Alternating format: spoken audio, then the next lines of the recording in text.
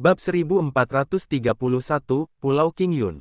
Nama, peternakan tingkat dewa penulis, lembut dalam senjata baja. Plus matikan mengatur ulang. Baru saja, kompensasi Liu sebesar 3 miliar dolar telah membuat Liu Kunfeng sangat ketakutan. Namun, jika saya mengikuti daftar jamu yang dicantumkan oleh Xia Ruofei, itu baru 3 tahun yang lalu. Harga 200 juta dolar AS pun melesat. Ia menggunakan belasan jenis pil yang setidaknya tidak kalah dengan bahan obat darah ametis, dan dapat menyembuhkan penyakit Liu Laozi. Memang tidak ada gunanya. Jika Anda menghitungnya, meskipun jumlahnya 3 miliar dolar, Anda tidak bisa mengatakan itu terlalu banyak.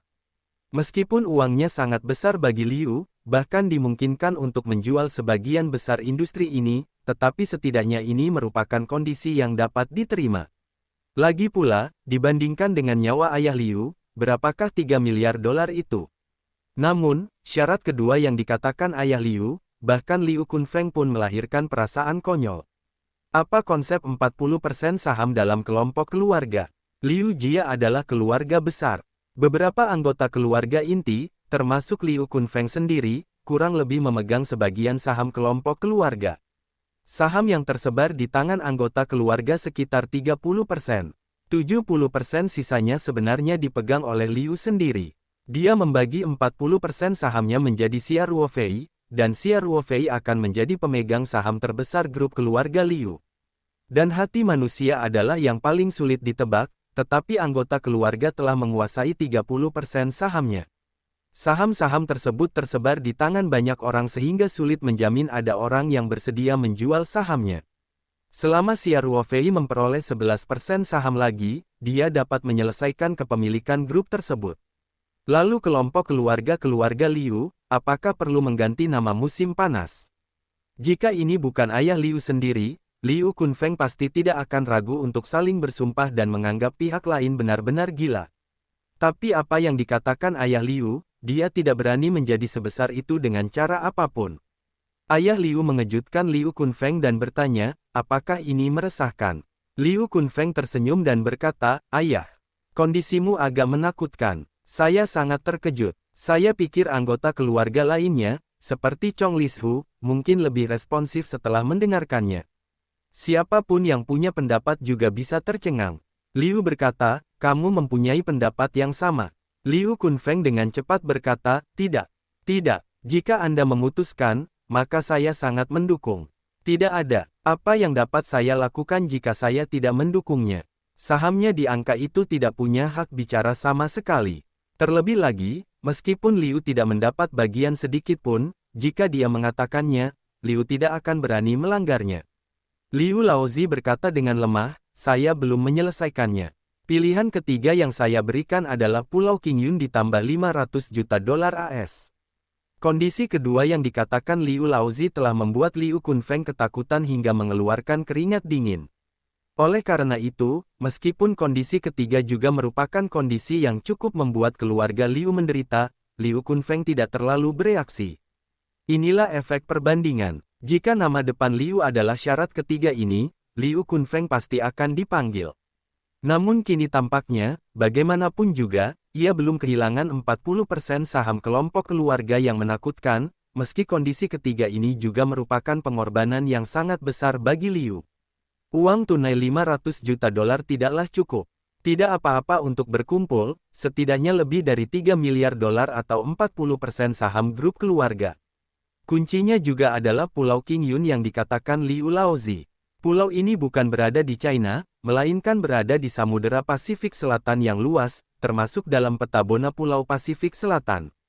Peta Bonao ini terdiri dari rangkaian kepulauan, dengan Pulau Qingyun jauh dari pulau-pulau lain di Nusantara, dan masih utuh. Pulau terbesar kedua di Nusantara, yang terbesar adalah pulau tempat ibu kota Bonatu berada. Tentu saja, Pulau Qingyun tidak disebut Pulau Qingyun pada saat itu. Ini adalah nama yang diubah Liu setelah membelinya. Peta Bonao dulunya merupakan koloni Perancis. Negara ini baru merdeka pada tahun 1990-an.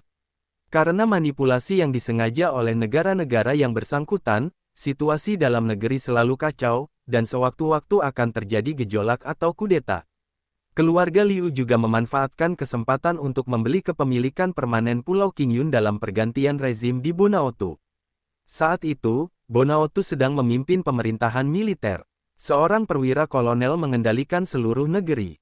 Kemiskinan dan kekacauan adalah keadaan normal di negara ini. Harga Liu sebesar 1 miliar dolar AS dibuka. Presiden sang kolonel menyetujuinya tanpa ragu-ragu. Dan orang-orang yang lolos dalam pemungutan suara di Kongres dan memberikan suara menentangnya telah dibuang ke Pasifik untuk memberi makan ikan. Kehendaknya adalah urutan tertinggi di Kongres, dan tidak mungkin untuk disahkan. Dengan cara ini, Liu Jia memperoleh kepemilikan permanen atas Pulau Qingyun. Meski tidak independen, peta Bona mengakui tingginya otonomi Pulau Qingyun. Selain itu, menurut perjanjian pembelian awal, Pulau Qingyun dapat memiliki kekuatan pelindungnya sendiri, dan peta Bonao tidak boleh mengganggu urusan sehari-hari Pulau Qingyun. Ini sebetulnya sudah mandiri. Pada tahun-tahun berikutnya, Liu Jia dengan giat membangun Pulau Qingyun. Tujuannya adalah untuk meninggalkan habitat terakhir bagi keluarga di luar negeri. Jika keluarga menderita, masyarakat setidaknya mempunyai beberapa tempat untuk dikunjungi. Setelah Pulau Qingyun menjadi pulau pribadi, para pemalas dan orang lain tentu saja tidak bisa pergi ke pulau itu. Setelah pemerintahan Bonaotu melewati beberapa pergantian rezim, kendali keluarga Liu atas Pulau Qingyun selalu diakui. Faktanya, meskipun mereka jika Anda tidak mengakuinya, tidak mungkin. Setelah bertahun-tahun dibangun, kemampuan pertahanan Pulau Qingyun tidak mampu lagi ditembus oleh pasukan Bonaotu. Liu Jiake tidak hanya melakukan pembangunan infrastruktur dalam kesulitan tersebut, tetapi juga membangun berbagai fasilitas pertahanan dengan standar tertinggi, dan bahkan sistem pertahanan udara yang dibeli dari pasar gelap. Selain itu, dataran pasang surut, radar pendeteksi, sistem pemantauan, juga dibangun dengan standar tertinggi. Selain itu, Liu Jia juga secara khusus mengangkat seorang tentara bayaran untuk bertanggung jawab atas pekerjaan pertahanan Pulau Qingyun. Dapat dikatakan bahwa setelah bertahun-tahun dibangun, Pulau Qingyun telah menjadi pulau pribadi yang dipersenjatai habis-habisan. Membangun pulau besar menjadi seperti sekarang ini, pengeluaran tentu saja sangat diperlukan. Pada tahun-tahun ini, Liu Jia telah berinvestasi besar-besaran setiap tahun, dan semua uangnya bertambah, setidaknya 2 atau 3 miliar dolar. Oleh karena itu, sebenarnya ketiga syarat yang diajukan ayah Liu pada dasarnya sama jika diubah menjadi uang. Liu Laozi memandang Liu Kunfeng sambil tersenyum dan bertanya, "Kawanan, menurutmu, yang mana yang akan dia pilih di Xiao Xia? Atau, apakah dia akan tetap tergoda dan tidak memilih 3 syarat?" "Itu tidak mungkin." Liu Kunfeng berkata, "Syaratnya masih belum tergoda, bagaimana mungkin?" Liu Kunfeng mengatakan ini, dia tidak bisa menahan keraguan dan berkata, "Kalau Anda biarkan saya menebak mana yang akan dia pilih. Saya benar-benar menebak-nebak. Menurut akal sehat, dia pasti akan memilih untuk membeli saham namun, Tuan Xia bukanlah orang biasa, pikirannya benar-benar tidak dapat ditebak dengan baik." Liu Laozi mengangguk dan berkata, "Mari kita tunggu dan lihat." Liu Kunfeng ragu-ragu sejenak, dan masih berkata, "Ayah, saya tahu bahwa tidak peduli berapa biayanya, Anda dapat menukar kesehatan Anda, itu sepadan. Hanya, apakah Anda akan mendapatkan kondisi ini terlalu baik? Tidak masalah yang mana yang dipilih Tuan Xia, semuanya ada dalam pikiran kami untuk memotong sepotong daging. Jika Anda tidak mengatakan apa-apa, Anda akan mengatakan Pulau Qingyun, tetapi Anda telah merencanakannya selama beberapa tahun. Setelah pembelian berhasil, kami butuh waktu bertahun-tahun untuk membangunnya sedikit, jadi saya memberikannya kepada Tuan Xia. Tidakkah Anda merasa tidak enak?" Liu Laozi berkata dengan lemah, "Saya selalu percaya pada prinsip kesetaraan. Xiao Xia memperlakukanku pada waktu yang sama. Kami membayar harga yang sama. Ini adalah hal yang paling adil. Kunfeng, kamu tidak boleh memberitahu orang lain tentang masalah ini, agar tidak mengubah pikiran orang." Liu Kunfeng mengangguk dan berkata, "Oke, saya mengerti." Melihat rambut putih ayahnya dan wajahnya yang lelah, Liu Kunfeng merasa masam. Jika ini masalahnya, ayah Liu pasti tidak akan berhati-hati. Keluarga Liu tidak berani menolak keputusannya. Namun kali ini, ayah Liu hanya memilih untuk berbicara dengannya sendirian, namun menyembunyikannya dari kelompok etnis lain. Jelas dia merasa tidak bisa menahan diri, bahkan beberapa orang tidak bisa menahannya. Ini juga normal. Di zaman kuno, jika tubuh kaisar tidak berfungsi, para menteri berikut akan tetap memiliki pemikiran yang berbeda. Para pangeran juga akan merasa gelisah. Terlebih lagi, Liu hanyalah seorang kepala keluarga. Liu Laozi mengucapkan banyak kata hari ini, dan kelelahan di wajahnya menjadi semakin jelas. Liu Kunfeng segera membiarkannya berbaring dan beristirahat, dan keluar dari bangsal dengan tangan yang ringan. Liu Kunfeng ragu-ragu lama dengan ponselnya. Dia akhirnya tidak menelepon. Dia menghela nafas dan memasukkan ponselnya ke dalam sakunya dan melangkah kembali ke kamarnya. Keesokan paginya, setelah Xia Ruofei selesai sarapan di halaman Liu Haihutong, dia meminta Wu Qiang untuk mengantarnya ke rumah Liu. Liu Kunfeng juga berharap Xia Ruofei akan datang pagi ini, jadi dia menunggu di lantai bawah terlebih dahulu. Ketika saya melihat Xia Ruofei turun, Liu Kunfeng segera menyapanya.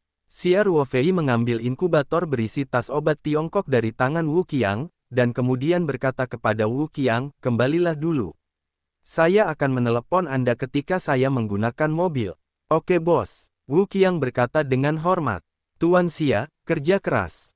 Kerja keras." Liu Kunfeng menyambutnya dengan senyuman. "Tuan Liu, selamat pagi." Xia Ruofei tersenyum. Liu Kunfeng memandang inkubator di tangan Xia Ruofei. Ia tahu bahwa itu adalah obat bagi kehidupan ayahnya. Xia Ruofei tersenyum dan berkata, "Tuan Liu, obatnya sudah siap, karena jumlah obatnya terbatas, jadi saya hanya menyiapkan dosisnya untuk 3 hari. Ayo ke bagian depan kemasannya dulu." "Baiklah, Tuan Xia, tolong." Liu Kunfeng berkata dengan cepat. Dia akan menunggu Xia Ruofei mengatakan ini. Keduanya naik ke atas. Xia Ruofei pertama-tama pergi ke kamar di sebelah ayah Liu, dan memasukkan semua kantong obat di inkubator ke dalam lemari es, hanya menyisakan 1 kantong di luar. Liu Kunfeng juga dengan tegas memerintahkan agar beberapa penjaga melakukan yang terbaik dan tidak pernah mengizinkan siapapun mendekati lemari es. Kemudian dia menarik Xia Ruofei ke samping dan berkata, "Tuan Xia, saya mencari Anda dan ada yang harus dilakukan." Xia Ruofei masuk ke bangsal ayah Liu dan menyerahkan tas obat Tiongkok kepada perawat, membiarkannya memanaskan obat Tiongkok dan memasukkannya ke dalam mangkuk. Semua operasi perawat dilakukan di ruangan ini di bawah pengawasan Xia Ruofei, jadi tentu saja jangan khawatir tentang keamanan obat-obatan. Setelah menyerahkan tas obat Tiongkok kepada perawat, Xia Ruofei tersenyum dan berkata, "Halo, Guru, bagaimana perasaan Anda hari ini?" Ayah Liu tersenyum dan berkata, "Terimalah berkahmu. 2 hari ini terasa cukup menyenangkan." "Itu bagus." Xia Ruofei duduk di tempat tidur ayah Liu, meraih tangannya dan mulai berdenyut, dan berkata, "Yang perlu kamu lakukan sekarang adalah bekerja sama dengan pengobatan, jangan pikirkan itu. Aku akan melakukan yang terbaik untukmu. Kembangkan rencana perawatan." Liu Laozi mengangguk dan berkata, "Jika Anda ada di sana, saya akan lebih lega." Xia Ruofei tersenyum dan tidak berbicara lagi. Sebaliknya, dia menutup matanya dan fokus pada pemeriksaan Liu. Untuk waktu yang lama, dia membuka matanya dan berkata, "Saat ini, resep ini masih dapat berperan. Jika obatnya tidak tersedia, gunakan resep ini untuk saat ini." Saat ini, perawat telah memanaskan obat Tiongkok. Xia Ruofei mengambil mangkuk obat dan kemudian menunjukkan bahwa staf medis di ruangan telah pergi terlebih dahulu. Dia berkata sambil tersenyum di mangkuk obat, "Jangan minum obatnya dulu. Xiao Xia, meskipun efeknya tidak buruk, tapi aku masih ingin menjadi sedikit lebih cepat." "Ruofei, saya tahu Anda pasti punya solusinya, bukan?" Wajah Xia Ruofei tidak berubah, dan dia tersenyum dan berkata, "Penyakit ini seperti sutra. Anda harus memahami kebenaran ini. Penyakit Anda cukup berbahaya dalam perawatannya. Ini mendesak." Tanpa menunggu ayah Liu membuka mulutnya, Xia Ruofei segera berkata, "Ayo, kamu harus minum obatnya dulu, baru membicarakannya nanti." Pastor Liu memandang Xia Ruofei dalam-dalam dan berkata, "Oke." Dia tidak ingin Xia Ruofei membantu, dan setelah mengambil mangkuk obat, dia segera meminum obatnya.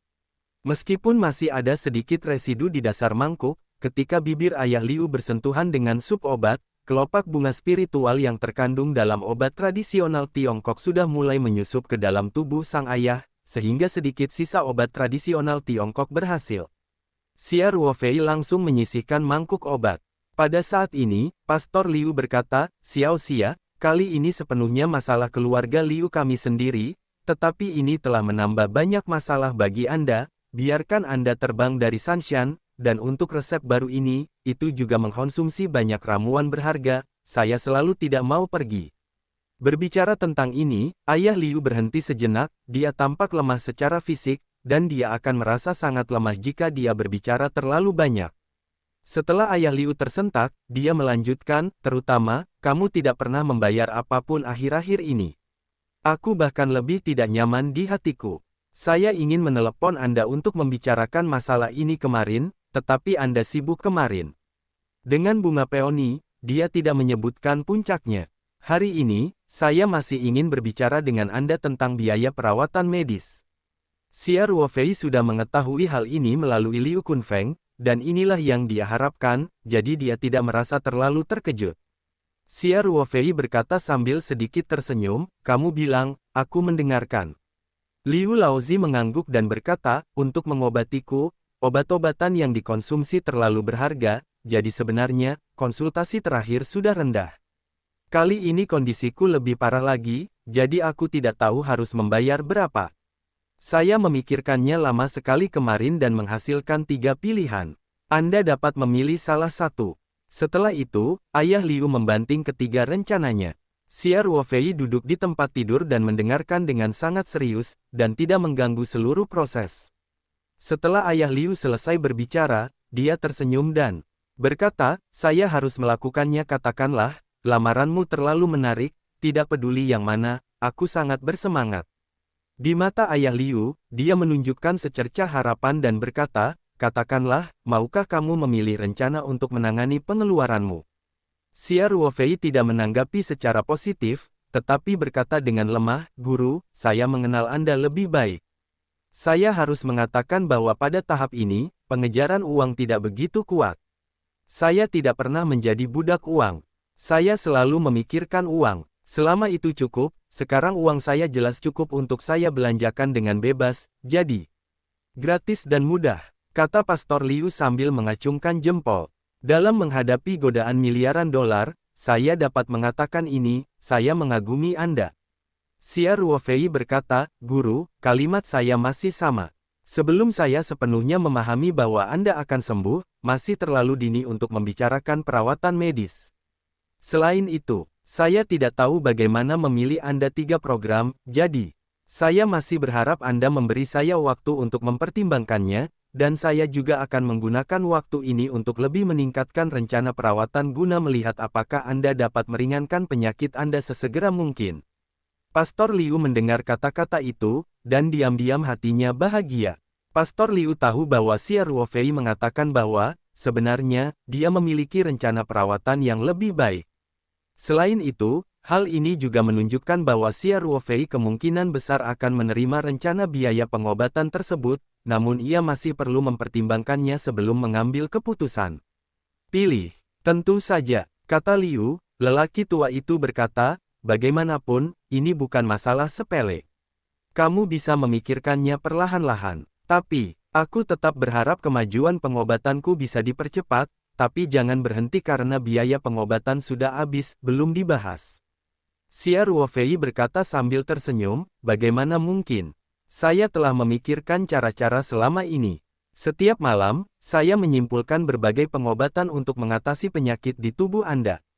Ayah Liu tahu bahwa kata-kata Xia Ruofei setengah benar, tetapi dia tidak dapat mempercayainya, tetapi dia tidak dapat mempercayai semuanya. Tapi sekarang semua orang tidak cukup bodoh untuk memperjelas kata-katanya, jadi dia juga mengangguk dan berkata, "Aku tahu semuanya, kamu telah bekerja keras, Xiao Xia." Petik 2. Kamu sopan, ini pekerjaanku, bukan? Ruofei tersenyum. "Istirahatlah setelah kamu selesai minum obat. Saya akan datang dan memeriksanya pada siang hari." "Oke," kata Pastor Liu. Xia Ruofei baru saja meninggalkan kamar ayah Liu dan melihat Liu Kunfeng duduk dengan gelisah di koridor tidak jauh dari situ. "Tuan Xia." Ketika Liu Kunfeng melihat Xia Ruofei, dia langsung menyapanya dengan napas lega. "Bagaimana ayah berbicara denganmu?" Xia Ruofei berkata sambil sedikit tersenyum, Liu Lao memang mengusulkan 3 rencana pembayaran untuk biaya pengobatan untuk aku yang memilih. Liu Kunfeng memandang Xia Ruofei dengan gugup dan bertanya, kalau begitu, kamu. Jangan khawatir, saya tidak memilih untuk membeli saham di grup Anda. Xia Ruofei berkata sambil tersenyum, tepatnya, saya tidak punya pilihan. Saya pikir lebih baik fokus pada pengobatan sekarang, sebelum Anda memiliki kepercayaan diri penuh. Masih terlalu dini untuk membayar biaya perawatan medis. Liu Kunfeng diam-diam menghela nafas lega. Bagaimanapun, Xia Ruofei tidak secara langsung memilih 40% saham, yang merupakan kabar baik. Dengan pemahaman Liu Kunfeng tentang ayahnya, jika Xia Ruofei memilih untuk membeli 40% saham, maka ayahnya pasti tidak akan menyeretnya sepanjang hari. Saat ini, seluruh prosedur perubahan ekuitas akan terpenuhi. Keluarga Liu di kelompok etnis lain bahkan jika tidak ada kesempatan untuk menyatakan keberatan, Xia Ruofei akan menjadi pemegang saham terbesar grup keluarga Liu. Saat itu, kelompok besar dengan skala hampir 10 miliar dolar AS ini bermarga Liu atau bermarga Xia. Sebagai pemimpin generasi penerus Liu, Liu Kunfeng, bagaimana menghadapi tantangan banyak kelompok etnis?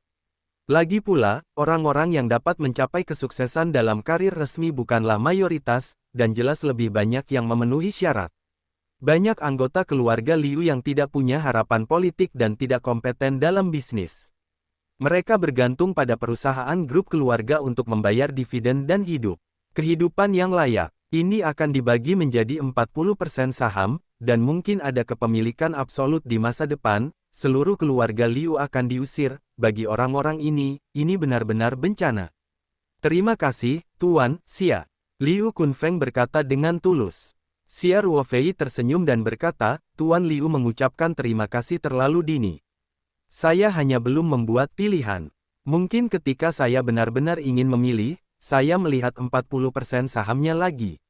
Sejauh yang saya tahu, keluarga Liu grupnya tidak kecil, 40%, lebih berharga dari perusahaan kecilku sendiri. Liu Kunfeng tidak bisa menahan tangisnya. Dia berkata dengan hati yang kuat, Anda tertawa. Taoyuan adalah potensi yang tak ada habisnya dan masa depan yang menjanjikan. Meskipun volumenya kecil, ruang pengembangannya jauh lebih besar daripada kelompok keluarga kami. Xia Ruofei tertawa dan berkata, Tuan Liu, jangan terlalu gugup, aku belum membuat pilihan. Ketika kamu membuat pilihan, katakan apa yang terlambat. Liu Kunfeng tidak bisa menahan diri untuk diam-diam muntah di dalam hatinya. Xia Ruofei tidak menunggu Liu Kunfeng untuk berbicara, dia berkata, Tuan Liu, kerja lembur kemarin sudah sangat larut, saya masih ngantuk. Aku akan mengambil keputusan, aku akan kalah dulu. Bagus, bagus, bagus. Liu Kunfeng kembali dan berkata dengan cepat, bekerja keras, Tuan Xia. Xia Ruofei mengangguk dan berbalik ke kamar yang diatur Liu Jia untuknya. Setelah kembali ke kamar, Xia Ruofei pertama-tama mengatur susunan kedap suara, lalu mengeluarkan telepon dan menemukan nomor yang dihubungi. Telepon terhubung dengan cepat, dan Xia Ruofei bertanya sambil tersenyum, Direktur Lu. Saya sedikit musim panas. Jika Anda terbang, Direktur Lu, yang sedang menelepon, juga sangat antusias. Bagaimana saya bisa menelepon saya hari ini? Apakah ada sesuatu? Set krim otot giok yang saya bawa ke bibi terakhir kali, apakah Anda menerimanya? Xia Ruofei bertanya sambil tersenyum. Terakhir kali, Direktur Lu memberi mulut. Setelah Xia Ruofei kembali, dia memerintahkan Qin Yanan untuk mengatur Departemen Niaga untuk mengirimkan krim otot giok kepada kekasih Direktur Lu. Direktur Lu berkata, diterima. Diterima. Saya sudah menerimanya, tetapi Anda mengirim begitu banyak sekaligus, saya tidak dapat menggunakan kekasihnya. Xia Ruofei tidak tahu berapa banyak yang dikirim Departemen E-commerce kepada orang lain, jadi dia tersenyum dan berkata, gunakan itu perlahan-lahan. Umur simpan versi produksi kami masih cukup lama. Jika masih terpakai akan diberikan kepada saudara dan teman. Kapasitas produksi krim otot giok belum meningkat, dan banyak orang masih belum bisa membelinya jika ingin membelinya. Kamu, itu terlalu sopan, Direktur Lu berkata sambil tersenyum. Benar, apakah Anda mencari saya? Xia Ruofei berkata sambil tersenyum, ada beberapa hal yang ingin saya tanyakan tentang Kakek Song. Saya tidak tahu kapan dia punya waktu untuk orang tua. Anda ingin datang, Direktur Lu berkata. Selalu, sekalipun kepalaku sibuk dengannya, bisakah kamu menunggu di sini sebentar? Kepala tidak mengatakannya terakhir kali. Ini sama dengan milikmu, bagaimana saya bisa melapor? Kembali ke rumah saya, Xia Ruofei berkata sambil tersenyum, ini yang kamu katakan. Aku bisa membunuhmu secara langsung tanpa menyapa lain kali. Ya, kata Direktur Lu. Xia Ruofei berkata, Direktur Lu, saya tidak bercanda. Saya tidak bisa pergi ke sini hari ini. Saya ingin menanyakan beberapa pertanyaan kepada kakek Song di telepon. Apa yang orang tua itu lakukan di sini? Apakah tidak nyaman untuk menjawabnya? Telepon, sepertinya sedang bermain catur dengan kawan-kawan lama. Kata Direktur Lu. Saya akan membantu Anda menatap. Ketika kepalanya bebas, saya akan mengembalikannya kepada Anda. Bagaimana Anda bisa berbicara langsung dengan kepala itu? Dapatkan, Xia Ruofei berkata, katakan padaku. Xia Ruofei tidak menunggu lama, hampir setengah jam, ponselnya berdering, itu adalah nomor yang dihubungi Direktur Lu.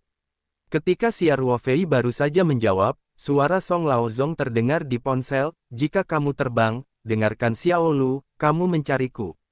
Kenapa kamu tidak datang langsung? Xia Ruofei dengan cepat berkata, kakek Song, aku sibuk dengan sesuatu di sini, aku tidak bisa berjalan untuk sementara waktu, jadi aku akan meneleponmu langsung. Song Lao terdiam dan bertanya, Anda berada di keluarga Liu yang lama? Ya, kata Xia Ruofei, saya pada dasarnya tinggal di sini akhir-akhir ini. Apakah orang tua ini belum pulih dengan baik? Kata Song Lao, seberapa tiba-tiba kondisinya memburuk. Alasannya agak rumit. Saat kita bertemu kembali, aku akan berbicara denganmu lagi. Bagaimanapun, ini sama sekali bukan tanggung jawab saya. Keluarga Liu juga mengenalinya. Xia Ruofei berkata sambil tersenyum, Song kakek, ini masalahnya, hari ini, Liu Lao berbicara kepada saya tentang hal itu, terutama tentang biaya perawatan ini. Dia memberiku 3 rencana, syaratnya cukup menarik. Oh, Song Lao berkata sambil tersenyum. Sepertinya orang tua ini benar-benar mulai menyerah. Katakan padaku kondisi apa yang telah dia buka. Xia Ruofei tidak akan menyembunyikan sifat lama Song, dan syarat pembukaan ayah Liu akan disampaikan kepada Song Lao. Akhirnya, Xia Ruofei berkata, kakek Song, sejujurnya, ketiga syarat itu sangat murah hati, saya tidak tahu bagaimana memilih, jadi saya ingin mendengar pendapat Anda. Setelah Song Shen menuruti keinginannya beberapa saat, dia berkata, jika Anda tidak tahu harus memilih apa, gunakan metode pengecualian. Jika Anda meminta pendapat saya, maka pengecualian pertama saya pasti 40% saham. Oh, mengapa? Xia Ruofei bertanya dengan rasa ingin tahu. Saya pikir Anda akan menyarankan saya untuk memilih saham ini. Bagaimanapun juga, ini sepertinya yang paling berharga. Song Lao Xiao berkata dengan gembira, saham ini tampaknya bernilai hampir 3 miliar dolar. Bahkan dengan mempertimbangkan beberapa faktor aset tidak berwujud, saham tersebut mungkin lebih berharga, dan akan ada ruang untuk apresiasi di masa depan. Namun pilihan saham, itu berarti banyak masalah telah dipilih. Berbicara tentang ini, Song Lao berhenti sejenak, menyesap air, dan kemudian melanjutkan, keluarga Liu adalah keluarga besar, hubungan internalnya rumit, dan struktur kepemilikan saham perusahaan grup mereka juga sangat rumit, ambil saja jika itu hilang 40%, itu akan menyentuh kepentingan terlalu banyak orang. Begitu orang-orang ini pulih, itu akan menjadi masalah besar di masa depan. Selain itu, Anda hanya memiliki ekuitas, apakah Anda memiliki energi untuk campur tangan dalam manajemen yang sebenarnya? Saya khawatir ini tidak realistis, kata Xia Ruofei. Yang pasti, meski Anda mengirimkan tim profesional untuk menetap, sulit untuk membentuk manajemen yang efektif. Song Lao berkata, meskipun grupnya besar, ini masih merupakan bisnis keluarga, dan manajemennya adalah tulang punggung. Keluarga Liu, saya yakin untuk memberi tahu Anda bahwa Anda menerima saham ini, mungkin bukan setahun, itu saham di tanganmu akan menjadi tidak berharga, mereka hanya akan meninggalkan perusahaan cangkang, meskipun sedikit hitam, akan meninggalkanmu hutang yang besar. Sangat hitam, Xia Ruofei tidak bisa menahan diri untuk tidak bersumpah. Anda tidak boleh meremehkan distorsi kemanusiaan dalam menghadapi kepentingan. Song Lao berkata, saya baru saja mengatakan bahwa struktur kepemilikan saham perusahaan grup Liu sangat rumit, dan mereka masih memiliki sejumlah besar perusahaan yang benar-benar dikendalikan di permukaan dengan Liu Jia. Tidak ada hubungan antara grup keluarga, tetapi pengalihan aset berkualitas dapat dicapai kapan saja, dan waktu yang tersisa untuk Anda hanya akan berantakan. Saya mungkin mengerti, Xia Ruofei berkata sambil tersenyum. Sebenarnya, saya tidak berencana membeli saham apapun. Saya tidak tertarik dengan bisnis Liu. Bahkan jika Liu Kunfeng tidak mengatakannya, Xia Ruofei tidak siap memilih saham ini sebagai biaya perawatan medis, karena dia adalah orang yang merepotkan, dan seperti yang dikatakan Song Lao, memilih ekuitas berarti dia memilih banyak masalah. Mungkin masalah yang terpikirkan oleh Xia Ruofei tidak selengkap analisis Song Lao, tapi hanya dia yang bisa memikirkannya, itu telah membuatnya menjadi besar. Song Lao Xiao berkata dengan gembira, mengenai uang tunai 3 miliar dolar, saya yakin Anda tidak akan mendapat banyak bunga. Oh, kenapa kamu membuat keputusan seperti itu? Xia Ruoyeng bertanya sambil tersenyum. Itu 3 miliar dolar. Jika Anda mengambilnya, itu akan cukup bagi saya untuk menghabiskan beberapa tahun. Song Lao haha tersenyum dan berkata, kamu, anak ini, juga mengajakku datang. Jika kamu terbang, berdasarkan pemahamanku tentang kamu, pengejaranmu terhadap uang tidak begitu kuat, hanya kebebasan finansial, asetmu saat ini punya lebih dari cukup, saya yakin Anda tidak akan dibutakan oleh uang. Kemudian, Song Lao, giliran lainnya, berkata, tentu saja, tidak ada yang akan bersalah karena lebih sedikit uang yang dikirim ke pintu, jangan putih, setidaknya, ini lebih dapat diandalkan daripada memilih 40% saham.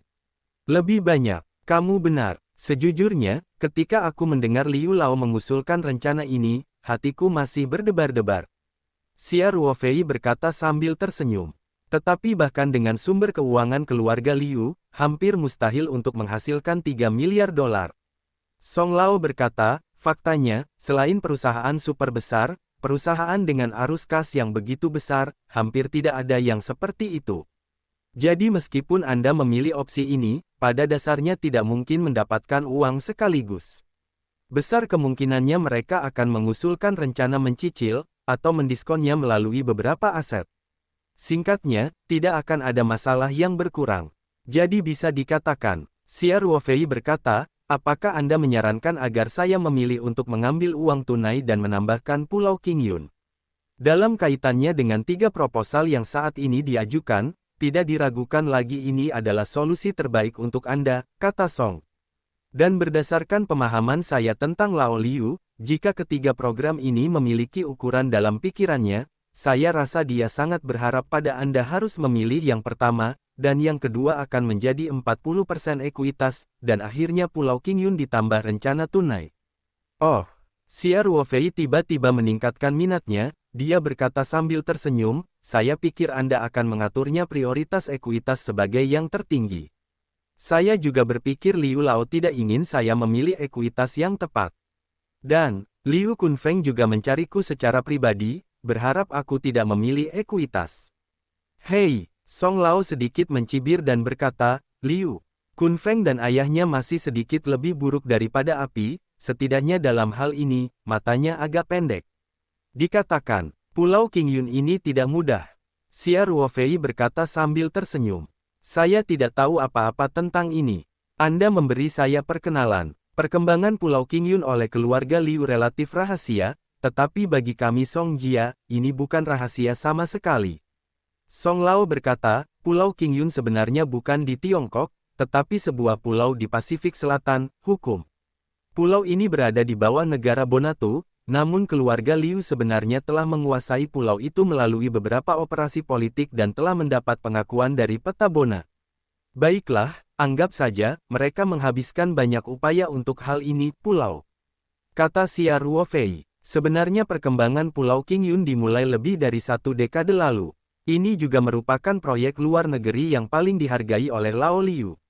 Song Lao berkata, dia membangun Pulau Qingyun sebagai habitat terakhir keluarga Liu, hanya untuk membangun ketika situasi negara yang tidak dapat diperbaiki dapat dicegah, keluarga Liu tidak memiliki tempat tinggal.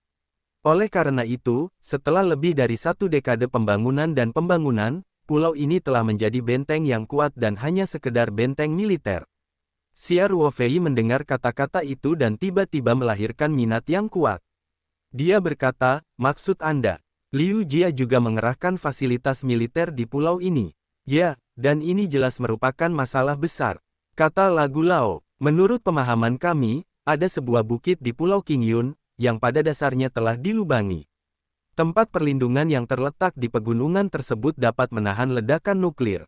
Selain itu, di permukaan, mereka juga menghabiskan banyak uang untuk mengerahkan pasukan besar, sejumlah sistem pertahanan, dan juga menyewa tentara bayaran untuk menjaganya sepanjang tahun. Saat kamu mengatakan ini, aku sangat tertarik. Xia Ruofei berkata, ini adalah surga yang sudah jadi.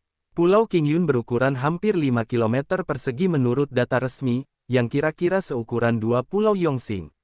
Song Lao melanjutkan perkenalannya, tetapi keluarga Liu sedang dalam proses mendapatkan kepemilikan permanen atas Pulau Qingyun. Luasnya yang kini hampir 1 atau 2 km persegi masih sangat besar. Pulau Qingyun memiliki pelabuhan laut dalam alami, tempat Liu juga membangun dermaga. Selain itu, mereka membangun landasan pacu sepanjang 3 km yang sepenuhnya mampu menyediakan pesawat Boeing 737 pada tingkat ini, dan kondisinya cukup baik. Xia Ruofei berkata dengan terkejut, ini jauh lebih besar dari yang saya kira. Saya pikir itu adalah pulau kecil. Song Lao Xiao berkata dengan gembira, jika itu hanya pulau pribadi dalam arti biasa, bagaimana Lao Liu bisa menghasilkan harga 2,5 miliar dolar AS? Menurut perkiraan saya, dana yang diinvestasikan Liu pada tahun-tahun ini tidak boleh kurang dari jumlah ini. Jadi, jika saya memilih 3 miliar dolar dan Pulau Qingyun ditambah 500 juta dolar, saya pasti akan memilih yang terakhir.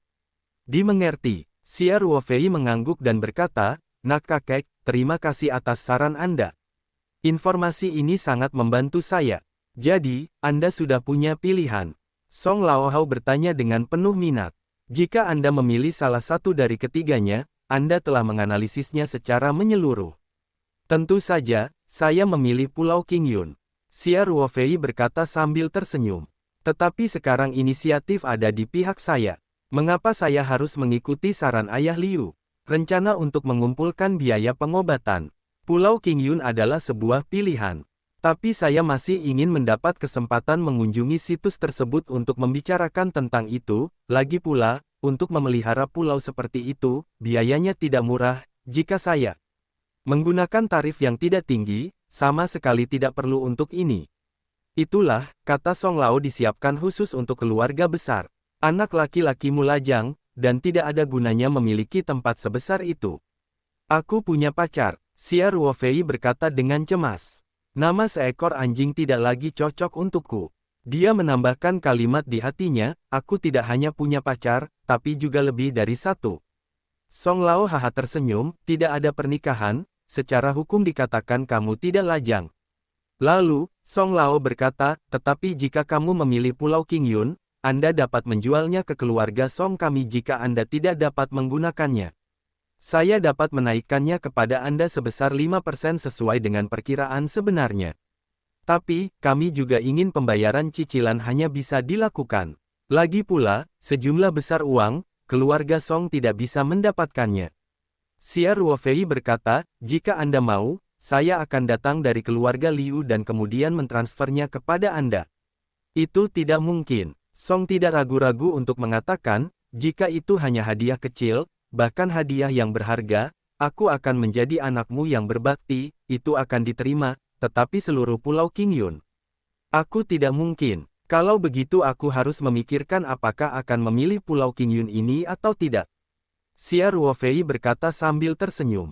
Sesuai dengan keinginan saya berharap Liu akan memberikan kelonggaran pada hal-hal lain. Saya tidak ingin keuntungan ekonomi terlalu banyak. Song Lao secara alami segera memahami arti dari Xia Ruofei. Dia berkata dengan serius, jika kamu terbang, itu melibatkan beberapa hal di antara keluarga. Jika tidak bisa berbaur, usahakan jangan mencampurkan antara Liu dan Song. Situasinya juga sangat rumit. Terakhir kali saya sedikit patah, saya tidak akan pernah mencampurkannya lagi. Xia Ruofei tertegun dan berkata, Kakek Song, saya dapat merasakan bahwa setelah penyakit Liu kambuh, seluruh mentalitas tampaknya agak berubah. Saya yakin jika saya bersedia melakukan pekerjaan darinya, Liu Jia dan Song Jia. Jika kamu terbang, dengarkan aku. Kata Lagu Lao, situasi di sini sangat rumit. Bukan hanya keluarga Liu dan keluarga Song. Kedua keluarga kami sudah menjadi keluarga teratas di Tiongkok, dan beberapa orang juga senang melihat kami telah bertengkar dalam beberapa hal.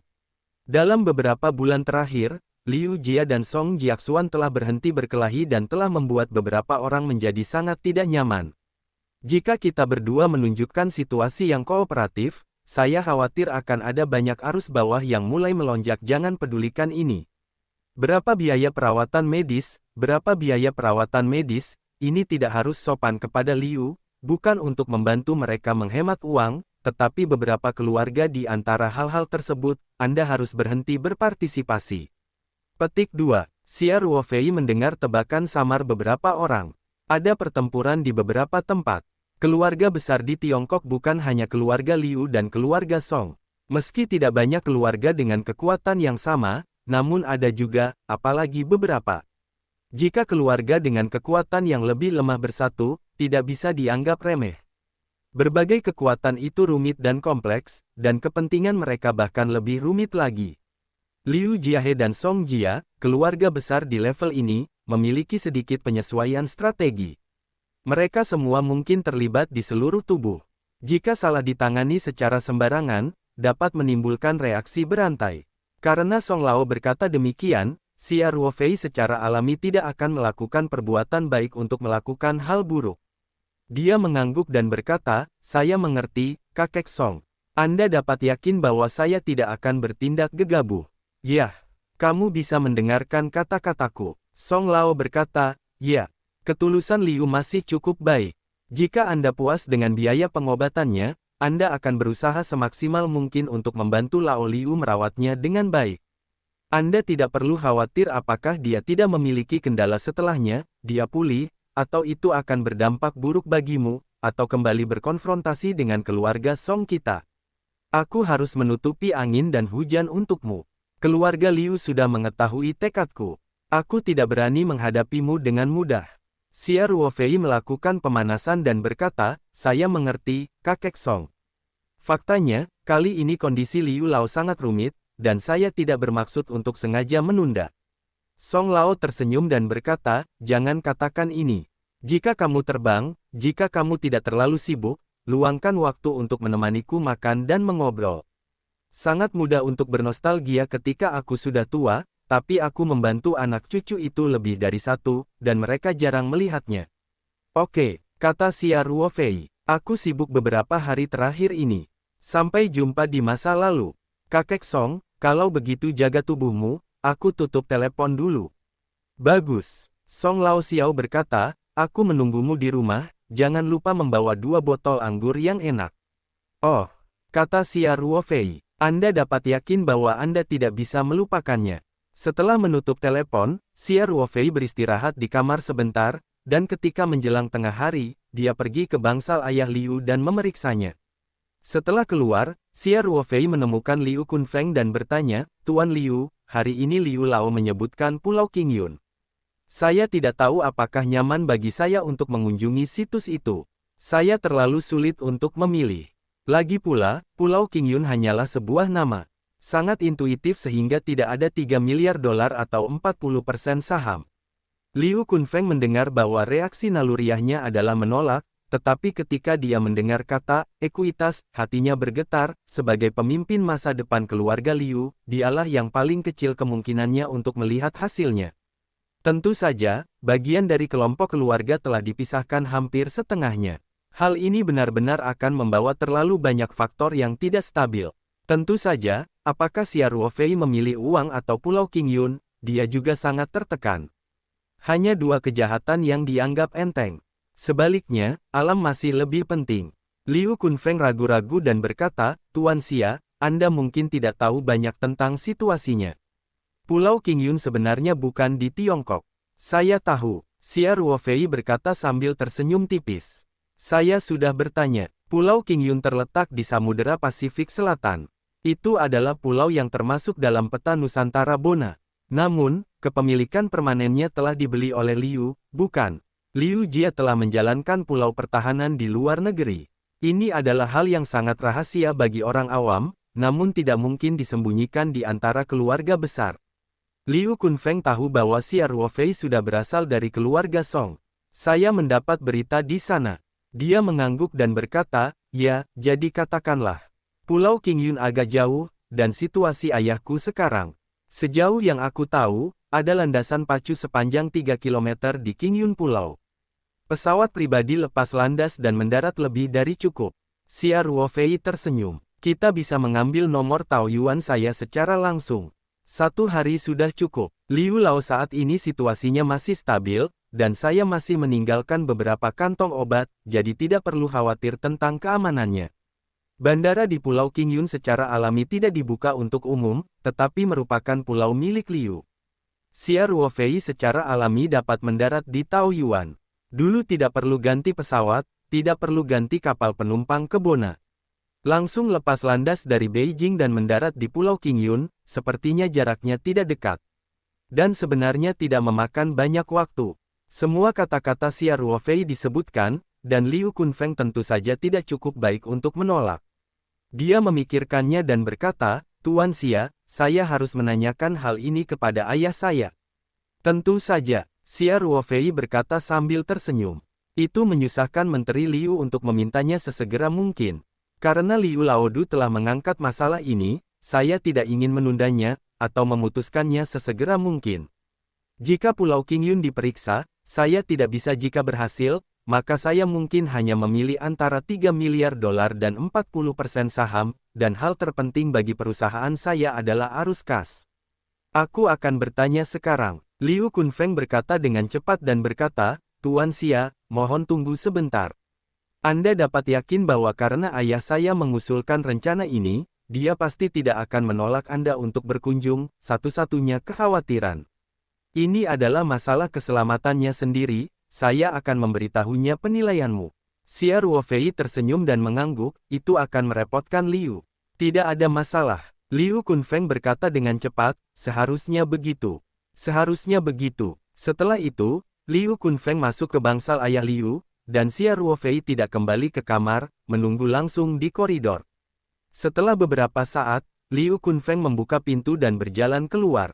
Dia tidak menunggu Xia Ruofei membuka mulutnya dan tersenyum dan berkata, Tuan Xia, ayahnya setuju. Kemudian, Liu Kunfeng segera menjelaskan, karena saya pejabat publik, prosedurnya agak merepotkan ketika saya meninggalkan negara itu, dan saya harus meminta persetujuan, jadi ayah memutuskan untuk membiarkan Paman Lebar menemani Anda. Anda dapat yakin bahwa Paman Lebar ada di sana. Langsung mewakili ayahku. Liu Kuan adalah kepala pelayan tua Liu Lao. Sudah bersama Liu Lao selama beberapa dekade. Bisa dibilang dia setia. Di Pulau Qingyun, Liu Kuan memang mampu mewakili Liu Laozi. Jika Liu Kunfeng merasa tidak nyaman untuk meninggalkan negara itu, maka yang paling tepat adalah Liu Kuan menemani Xia Ruofei. Xia Ruofei mengangguk sambil tersenyum dan berkata, ya, Menteri Liu, saya dalam masalah bagi Anda. Di mana? Di mana? Liu Kunfeng berkata dengan cepat. Ini adalah persyaratan yang sangat normal. Kalaupun Anda pergi ke pasar sayur untuk membeli makanan, Anda harus memperhatikan kualitas masakannya. Belum lagi masalah besar. Tuan Xia, Anda berharap kapan berangkatnya? Xia Ruofei berkata sedikit, dia berkata, tentu saja saya berharap itu akan terjadi sesegera mungkin. Taoyuan akan lepas landas di Beijing besok pagi, saya tidak tahu apakah ada hal lain yang bisa diatur. Liu Kunfeng berkata tanpa ragu-ragu, tidak masalah. Kami akan mengoordinasikan hal-hal di rute tersebut. Selain itu, Anda dapat terbang langsung ke Pulau Qingyun dari negara tersebut. Anda tidak perlu mengajukan visa di peta Bona. Anda tidak memerlukan prosedur imigrasi apapun setelah mendarat. Kepemilikan absolut Liu atas Pulau Qingyun sebenarnya setara dengan dikeluarkannya Pulau Qingyun dari wilayah negara Bonatu. Setidaknya itu juga merupakan negara-negara tersebut. Adat istiadat Bonatu tidak memiliki jurisdiksi atas Pulau Qingyun. Selama keluarga Liu setuju, siapapun dapat langsung memasuki Pulau Qingyun dan tidak perlu melalui formalitas apapun. Sesuai prosedur keberangkatan domestik normal, Anda bisa melakukannya. Liu Kunfeng berkata, singkatnya, semuanya dihitung berdasarkan perjalanan domestik. Tidak perlu melalui proses pemeriksaan perbatasan, dan tidak perlu melalui formalitas keluar. Oh, itu jauh lebih nyaman. Xia Ruofei berkata sambil tersenyum. Kalau begitu berangkat besok pagi, kamu hanya perlu transfer pesawat ke ibu kota, kata Liu Kunfeng. Oke, itu dia, kata Xia Ruofei. Liu Kunfeng melanjutkan, dengan mengatakan, Tuan Xia, sebelum Anda pergi, saya ingin meminta Anda melakukan pemeriksaan menyeluruh untuk ayah saya. Saya juga berharap Anda dapat mengajar staf medis. Begitu kondisinya berubah, bagaimana menghadapinya itu mendesak. Tidak masalah. Xia Ruofei berkata dengan riang, atur saja setelah makan malam hari ini. Oke, Liu Kunfeng berkata, terima kasih. Sopan, ... Tidak ada hal lain di siang hari, yaitu Xia Ruofei menelepon Kapten Liu An, membiarkannya mengemudikan pesawat ke Bandara Internasional Beijing untuk siaga, dan juga memberitahunya bahwa dia akan terbang Pulau Qingyun besok pagi, aplikasi rute khusus, rencana rute atau semacamnya, akan ada seseorang yang bisa terhubung dengannya. Setelah menerima tugas tersebut, Liu An segera mengajak krunya untuk melamar rute ke Beijing. Di hari yang sama, dia mengemudikan pesawat menuju Bandara Internasional Beijing. Anggota kru menemukan hotel di dekat bandara untuk menetap. Di malam hari, setelah Xia Ruofei makan malam, dia mengeluarkan sekantong obat Tiongkok dari lemari es sebelah.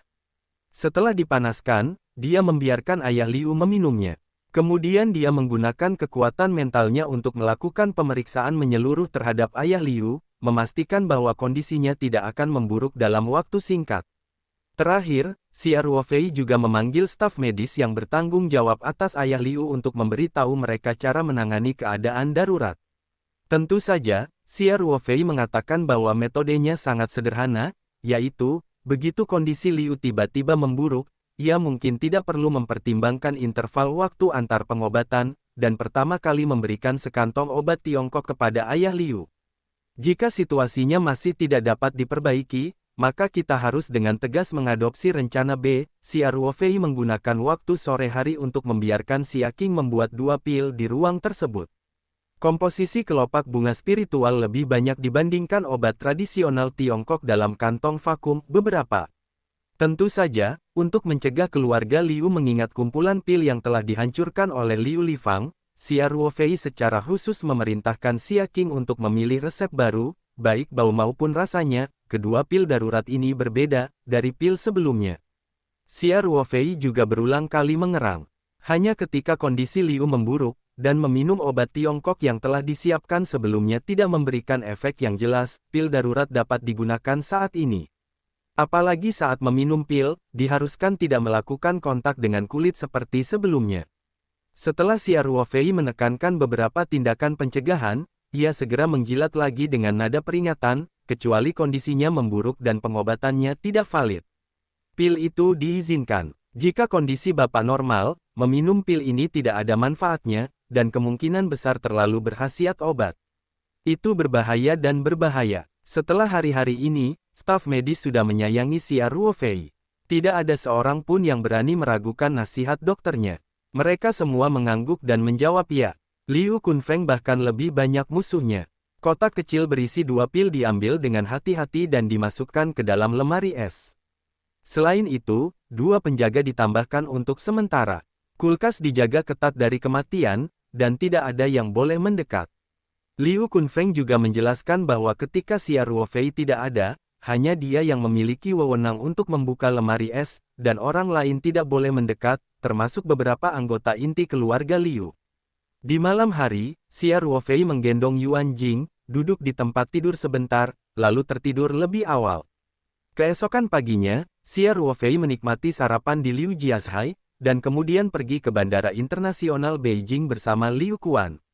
Xia Ruofei tidak memanggil Wu Qiang untuk mengemudi untuk melindungi, tetapi langsung menggunakan kendaraan komersial Liu Jia.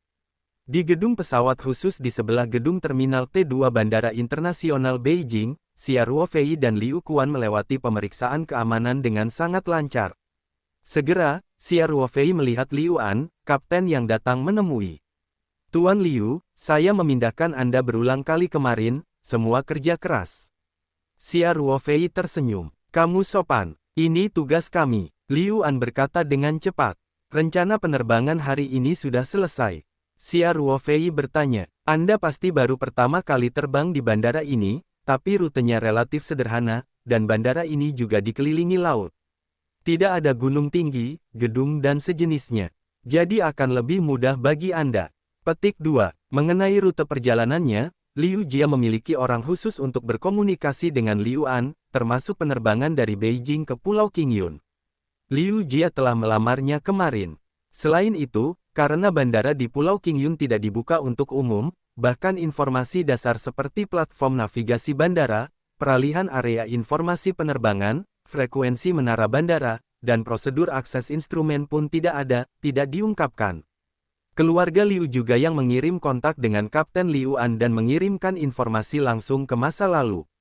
Liu An mengangguk dan berkata, setelah menerima data, kru segera menyusun rencana penerbangan dan melakukan simulasi seluruh proses. Memang, seperti yang Anda katakan, selama cuaca mendukung, pada dasarnya tidak ada kesulitan. Ramalan cuaca saat ini, kondisi cuacanya sangat bagus. Itu bagus. Xia Ruofei berkata sambil tersenyum. Liu Quan, seperti biasa, selalu bersikap rendah hati dan tidak memiliki rasa keberadaan. Xia Ruofei dan Liu An mengobrol sambil berjalan, Liu An diam-diam mengikuti di belakang keduanya. Setelah beberapa saat, ketiganya melewati jalur pesawat khusus dan sampai di landasan. Nomor Taoyuan berhenti di posisi yang jauh, sehingga ketiga orang tersebut naik kendaraan komuter ke dalam bandara dan akhirnya melihat jet bisnis Taoyuan. Setelah menaiki pesawat, Kapten Liu An mulai memperkenalkan Xia Ruofei dan Liu Quan pada rencana penerbangan. Tuan Xia, karena pelayarannya dekat dengan batas Gulfstream G650, jadi untuk alasan keamanan, kami akan berada di Australia. Brisbane mengisi bahan bakar dan melanjutkan penerbangan ke Pulau Qingyun setelah kunjungan singkat. Seluruh perjalanan berlangsung sekitar 16 jam. Waktu penerbangannya lama dan keduanya bisa memilih untuk tidur di pesawat. Xia Ruofei mengangguk dan berkata, dibutuhkan dua kesulitan untuk perjalanan yang begitu jauh. Terima kasih kembali. Liu An tersenyum. Bagi awak dua orang, penerbangan terus-menerus selama 16 jam memang sangat sulit, bahkan menurut peraturan penerbangan sipil Huaxia, penerbangan jarak jauh tersebut telah melebihi waktu penerbangan terus-menerus yang ditentukan, kecuali unit Taoyuan tidak, sebuah maskapai penerbangan. Staf, ditambah dengan keluarga Liu dari koordinasi, ini dianggap sebagai pekerjaan sampingan. Xia Ruofei berkata, jika ada lebih banyak penerbangan jarak jauh di masa depan, saya akan merekrut 2 pilot lagi. Jika Anda tidak melakukan penerbangan jarak jauh, Anda akan menggunakan kru yang terdiri dari 4 orang, sehingga Anda dapat istirahat dari pekerjaan. Terima kasih, Tuan Xia. Liu An berkata dengan sopan. Faktanya, dibandingkan dengan pilot penerbangan sipil, jam kerja kami secara keseluruhan masih sangat kecil, namun waktu penerbangan terus-menerus seperti ini relatif sulit, namun kami dapat bersikeras dan yakinlah bahwa hal tersebut tidak akan mempengaruhi keselamatan penerbangan. Xia Ruofei mengangguk dan berkata, lagi pula tidak mungkin merekrut pilot, jadi kali ini kamu hanya bisa bekerja keras. Liu An tidak bisa menahan senyum dan berkata, tidak masalah. Xia Ruofei melanjutkan, lewat sini.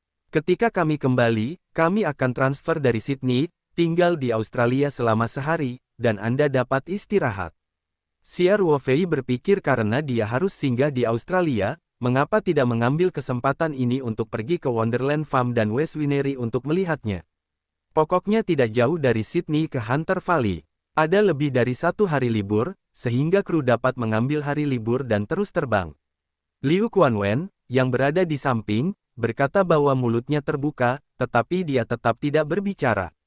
Dia secara tidak sadar mencoba untuk mengakhiri masalah ini sesegera mungkin dan bergegas kembali ke ibu kota. Bagaimanapun, Xia Ruofei tidak berada di Beijing. Apakah dia Liu Kunfeng atau dia sangat mengkhawatirkan Liu. Jenazah sang ayah tidak dalam kondisi baik. Namun, Liu Quan memikirkan rasa malu ayah Liu sebelum keberangkatan, dan memintanya untuk menggunakan Xia Ruofei sebagai yang utama, jadi dia akhirnya memilih diam.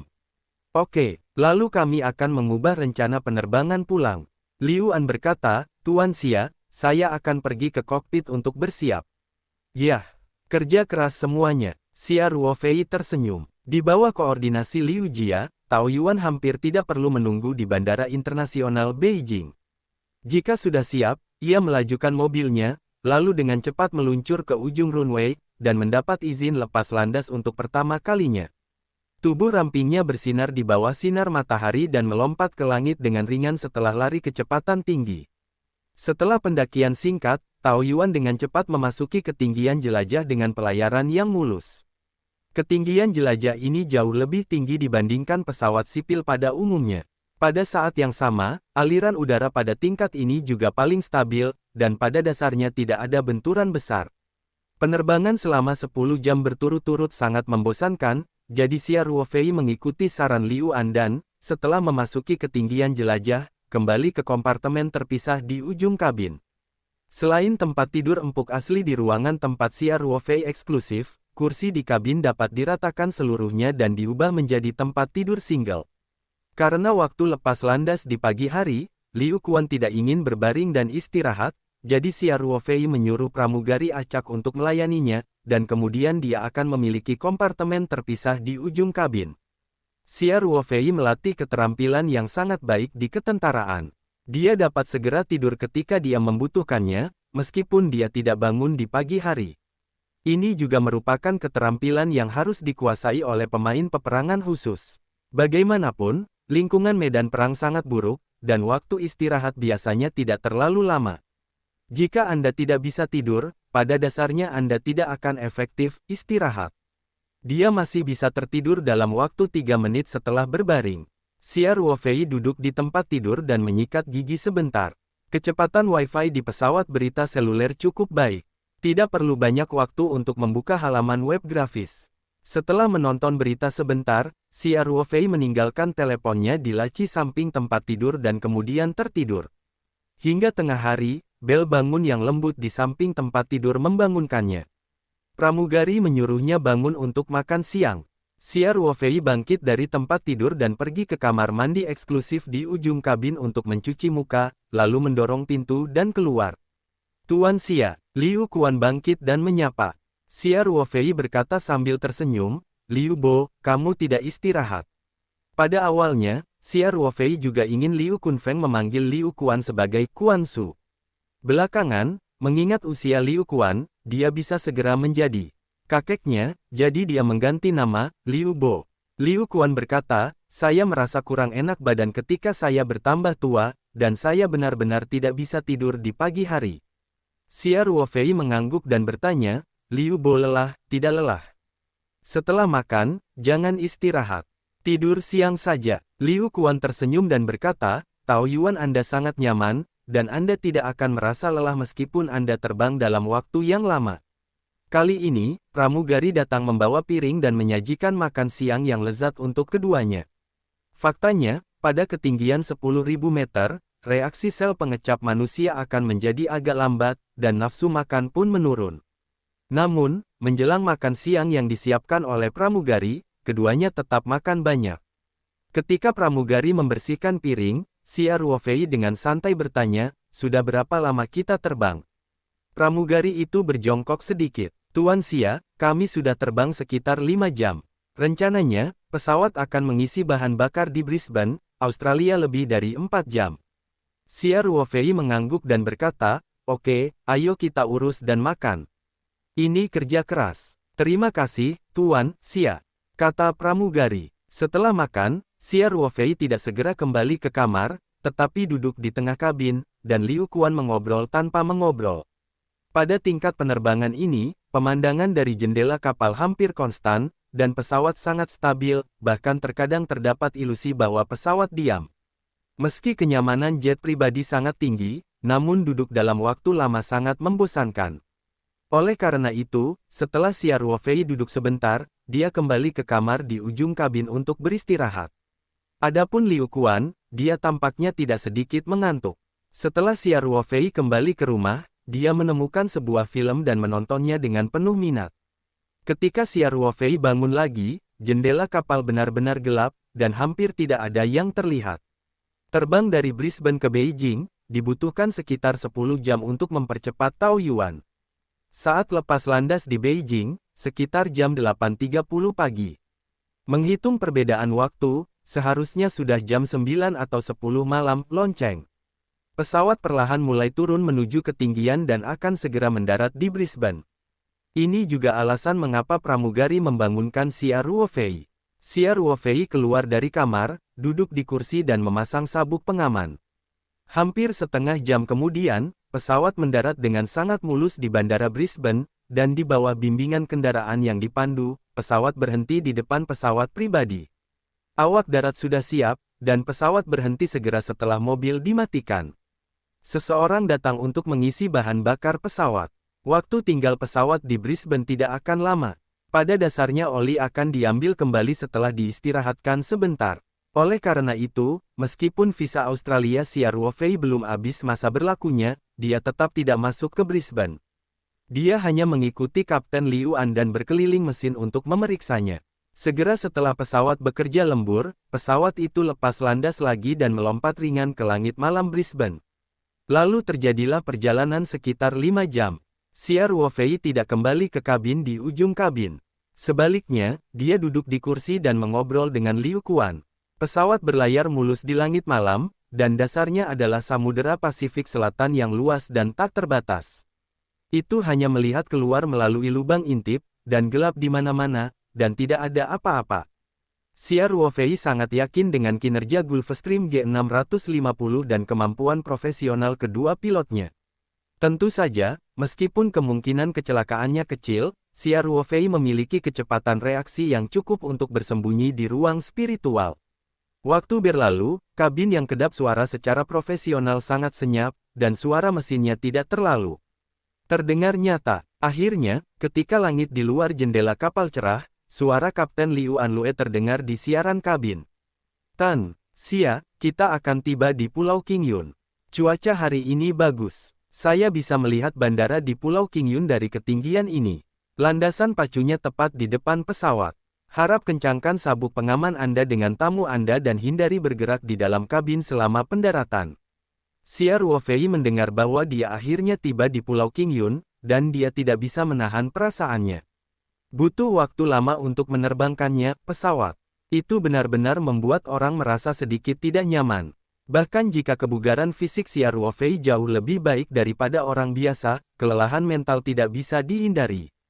Dia melihat lurus ke depan melalui jendela kapal di sisi kanan pesawat. Ketinggian pesawat telah turun drastis, dan Xia Ruofei memiliki penglihatan yang jauh lebih baik daripada orang kebanyakan, jadi dia hampir melihat pulau di Laut Biru seperti zamrud pada pandangan. Pertama dengan pulau-pulau besar dan kecil yang berdekatan satu sama lain. Namun, terdapat landasan udara sepanjang 3 km di Pulau Qingyun. Untuk membangun landasan pacu ini, Liu juga mengkhususkan diri pada reklamasi dan pembangunan lahan sebuah landasan pacu, jadi landasan pacu ini mempunyai sekitar 5 titik. Bagian yang memanjang hingga ke laut ini sangat mencolok jika dilihat dari langit. Butuh lebih dari 10 jam untuk terbang. Saat itu baru pagi waktu setempat. Matahari bersinar di laut. Pemandangannya sangat menakjubkan. Ditambah lagi pesawat itu berbelok ke kanan ke 5 sisi. Pulau Qingyun berada tepat di sisi pesawat. Xia Ruofei menghargainya dengan penuh minat melalui jendela kapal. Saat pesawat terus berputar, Pulau Qingyun dan pulau-pulau sekitarnya dalam pandangan Xia Ruofei juga perlahan-lahan mengubah sudutnya. Ketika dia menoleh ke sudut tertentu, mata Xia Ruofei tidak bisa menahan diri untuk tidak mengembun, dan matanya menunjukkan kejutan sekilas.